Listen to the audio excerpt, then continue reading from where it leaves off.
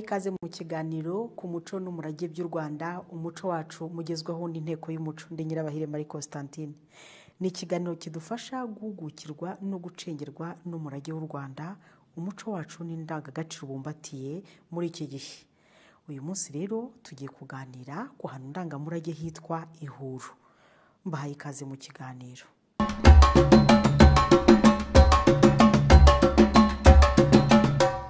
Mu mateka y'u Rwanda bavuga ko hambere hahozeho amavubiro. Nibyo se koko ntagwabe?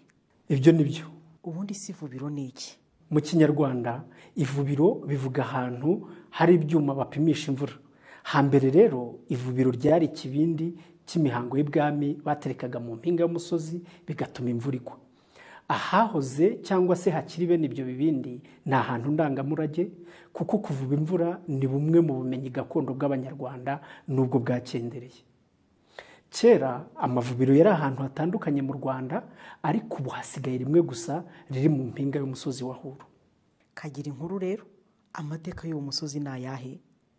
Ubundi se koko ivubiro ryaho riracyakora kugeza magingo aya?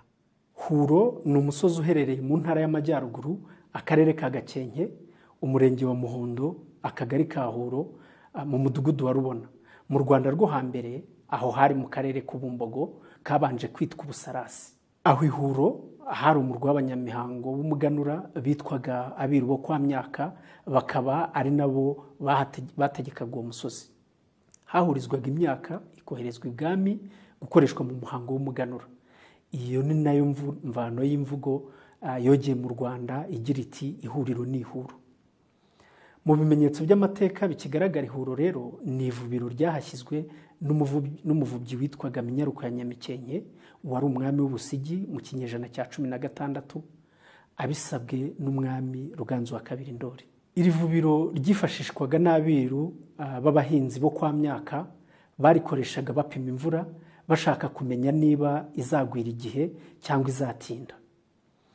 Iyo bamenyaga ko izatinda bihutiraga kuyivubisha kugira ngo badakererwa kubiba imbuto zizera imyaka yo gukoresha mu muhango w'umuganura.